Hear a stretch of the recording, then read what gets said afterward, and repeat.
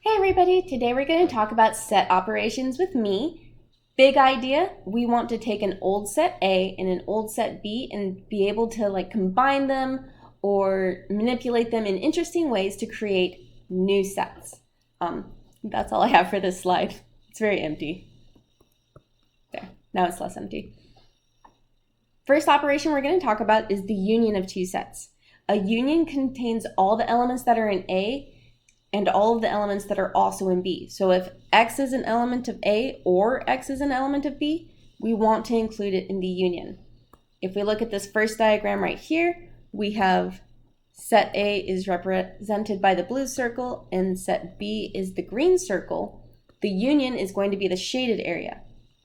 So we want everything that's in A, and then we also want everything that's in B. So all of everything. The intersection is the next one we're going to talk about. And that's all the elements that A and B have in common. So if it's in A and X is in B, then we say that it is in the intersection. And if we were to shade that, that would be the overlap section right there. I kind of think of union being hey, two roommates are moving in together. So I have everything that I have, but now I also have everything my roommate has because I get to use his cool kitchen stuff that I don't own.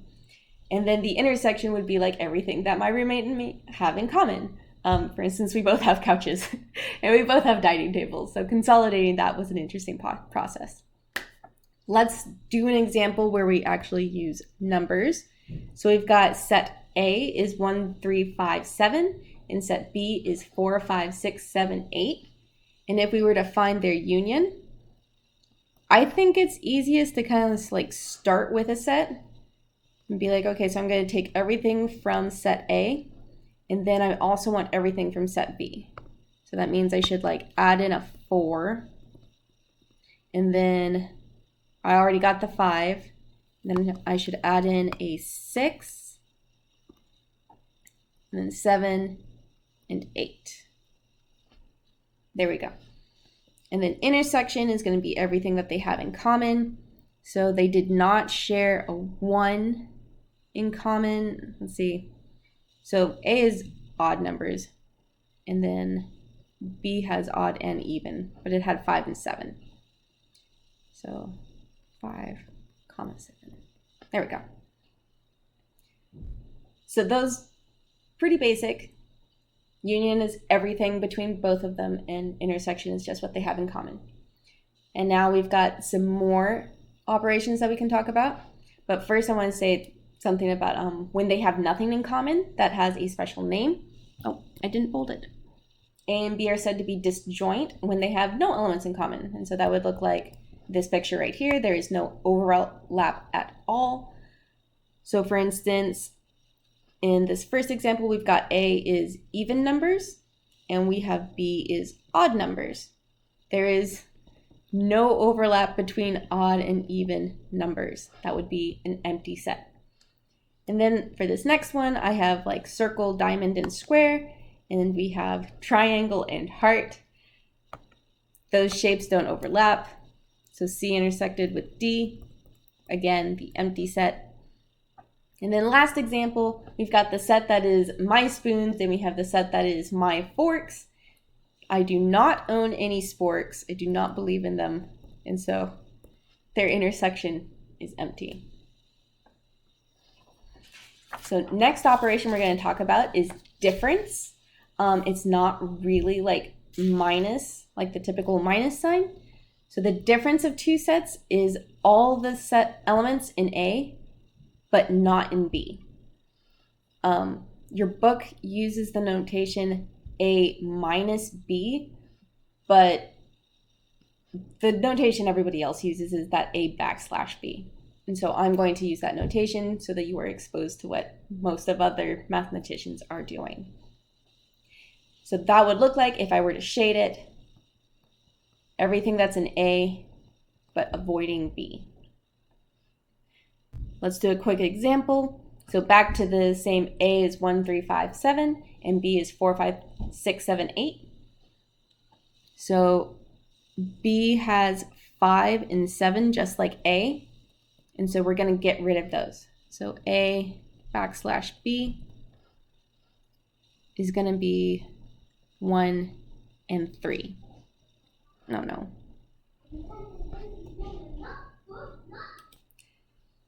And if we were to have a set C and a set D, remember those ones were disjoint. So when we take out everything that they have in common, C backslash D would just equal everything that was in C because they had nothing in common. So C doesn't lose anything, we just get C again. Okay. Next thing we're going to talk about, we're going to define something called a universe first. You know, like how we were talking about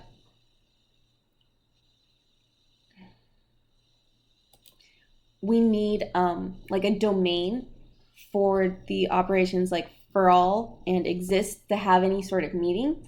The operation that we're going to talk about next for sets, in order to have, for that one to have meaning, we're going to have something called a universe that our sets live in. And generally we're not very imaginative, we call the universe U.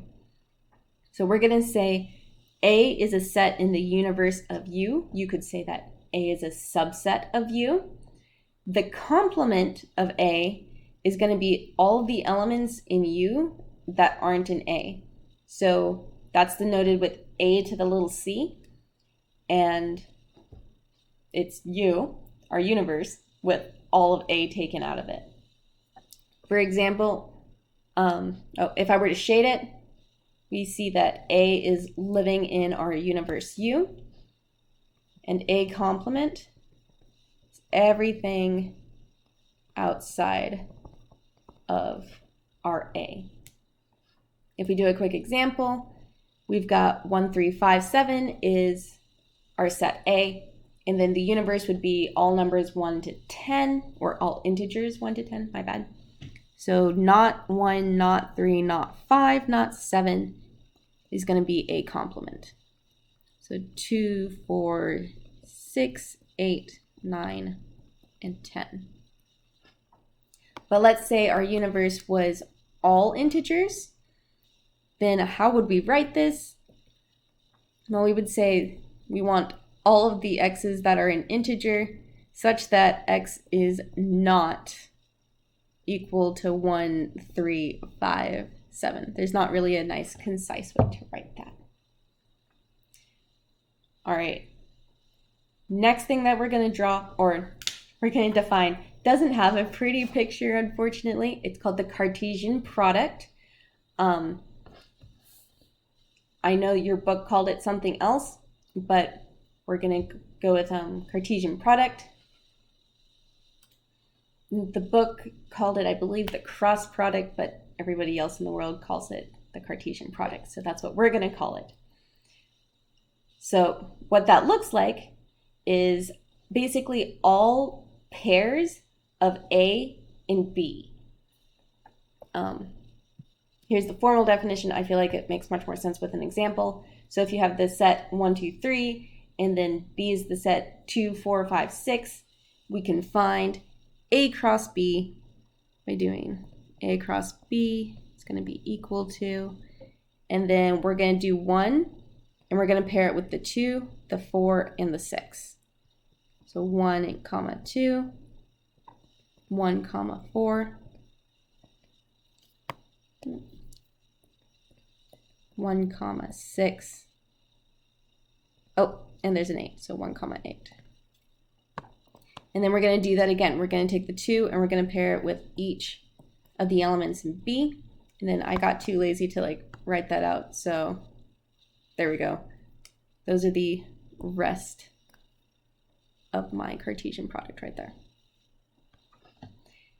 And again, sets don't have to be numbers. So I've got an example without numbers. So we've got C is going to be tea, milk, and juice, and D is eggs and pancakes. We want to find the Cartesian product C cross D. So that's going to look like C cross D is equal to, and we're going to take T, and we're going to pair them with eggs and pancakes. So tea and eggs, tea and pancakes. And then once again, I was too lazy to write all this out, so there we go. There's the rest of them. We've got milk is combined with both eggs and pancakes. We have juice is combined with both eggs and pancakes. Okay. Here's some more bigger things to think about. We could describe n cross z. So that would be, remember, natural numbers is like 1, 2, 3. And z is the integers, which is going to be all the negative numbers as well.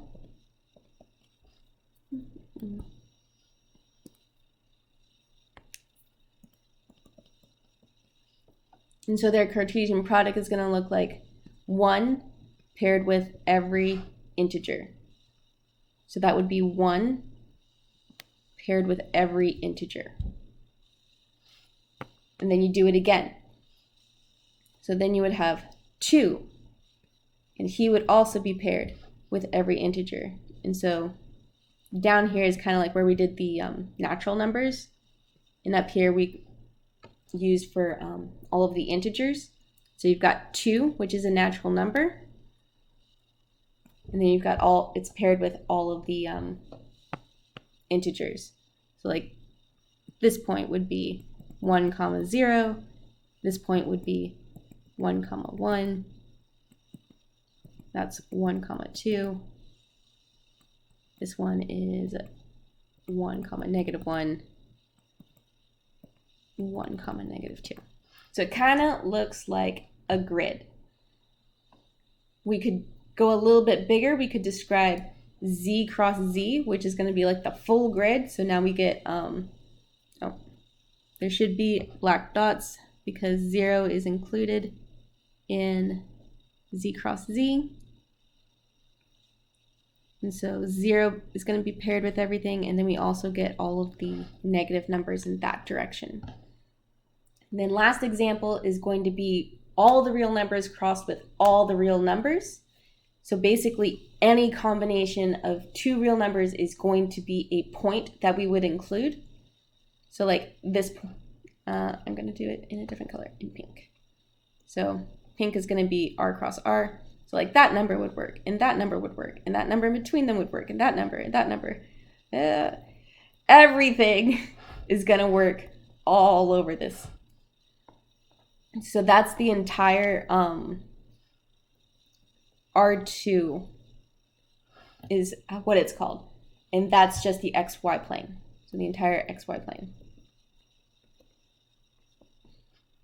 So you guys have been working with the XY plane for a long time. You've been like plotting functions in it. You've been plotting points. You've done a lot with the R2 plane or the R2 set. But this is the formal definition, and that's using Cartesian product for R cross R.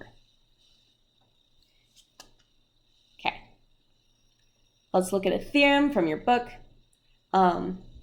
You should definitely turn around and look at this in more detail. For instance, the complement of a complement is just A itself. And I think they proved that in the book, and that makes sense. Because if you take the complement and you're like everything outside of A, and then you're like everything outside of A would double negate, so now you're back in A. And then if you take A and you union it with everything that's not in A, you end up getting the entire universe back. Read through all of these carefully, make sure that you understand them all. The book has a couple of proofs. I'm going to prove something myself just so you can see me do it. And it's not going to be one of the ones that you find in the book. I'm going to prove F, which is that one right there. So remember, to prove something to prove 2 sets are equal to each other, you have to do a that argument and a that argument. So you have to prove that this side is contained in this side, and then you do it again. You say this side is contained in that side. Okay.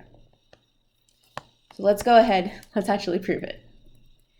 So we're going to do that direction first. So that direction means we want to start with something that's in the left-hand side. So we're going to say let X be an element of A union B complement. What does that mean? It means that it was not in A union B. So something outside of them. So that's our next step. Then we can assume that X is not an element of A union B. What does A union B mean? It means if X is in A or X is in B, then X would be in their union. So that means, like, going backwards, if you have it's not in A union B, that means it can't be in either of them, or it would make it into the union. So X would be not in A, and X would not be in B. You're like, oh, but union means or. Exactly, but I'm talking about not living in it. So if I said X isn't in A or X isn't in B, that leaves room for X to not be in A, but X could be in B, which means it would make it into the union. So in order to completely negate, remember, ands turn into ors and ors turn into ands. Okay, so now that we have that X isn't in A, that's the same thing as saying X is in A complement. So it's outside of A. But we also have that X is inside B complement because X wasn't in B. And then now we can bring these back together. We can say that X is in A complement intersected with B complement. And that's one direction. And then this is a trick that we didn't get to use last time. Sometimes all of your steps are reversible, and you have to be very, very careful. You have to look at each line very carefully. So let's go ahead and think about this backwards. What would we do to prove this going the other direction? Well, we would say, let's start with X in the right side set. So this one right here. So we let X be there. So that's our first line. By definition of intersection, we would be able to say that it's in both A complement and B complement. And then if it's in their complements, that means that it wouldn't be in A and it wouldn't be in B because it was in the complements. And then same logic to reverse, if it's not in A and it's not in B, then it can't be in their union because it's not in either one of them. Which means that it would have to be in the complement of A union B by definition. So that means all of our steps go backwards. So we can just go ahead and do, let's reverse all steps, and I ended up not doing that. So that means my official proof would look like that. So everything gets to work forwards and backwards, which makes having to prove two set things really easy because I get to get two for the price of one, basically. Okay. Little box. Last thing we're going to talk about today, multiple operations. So now we're going to talk about maybe we have more than one, just two sets. We're going to get the set C involved. Let's say that this is set A, this one is set B, and this one is set C. We want to go about this, the parentheses most certainly make a difference. And so we're going to follow the parentheses. Let's go ahead and highlight this. So first we have A intersect B. So let's find that first. That would be this little bit of overlap. So then the result of A intersect B is going to get unioned with C. Let's do pink. There we go. So that means we want everything that we already highlighted plus all of C. So let's go ahead and shade that. So that's what A intersect B unioned with C would look like. And if you change the parentheses, yes, that does change it. That's actually on your worksheet. I think I put the parentheses in a different place and I make you shade in that picture instead. Last theorem, 2.2.1. So we kind of backed up a little bit. You should definitely read through all of that as well. I'm not going to go through it because it kind of feels weird to just listen to me read you a theorem. I don't think you want to listen to me that much. But I will go ahead and I will prove the very last one so that you can see an example of me proving a statement that involves more than two sets. I think R was the very last statement of this theorem. So we've got A is a subset of B. That means that A intersect will be a subset of B intersect. So that means we're going to start with an element being in A intersect C. So if A is a subset of B, that means that gets to be what we assume to be our premise. We assume that is true. And then we're going to let X be an element of A intersect C. And we are going to do our element chasing argument all the way down and hopefully find that X is going to be in B intersect C. Okay, so going this direction. X is an element of A and X is an element of C. That's what an intersection means. It means it's going to be in both A and C. So if you haven't noticed by now, every time I try and do something with intersections and unions, I always translate it back to ands and ors because we know how to work with ands and ors. So now that we've got X is in A and X is in C, we're aiming for something involving B and C, not A and C. So that's where we use our premise right here.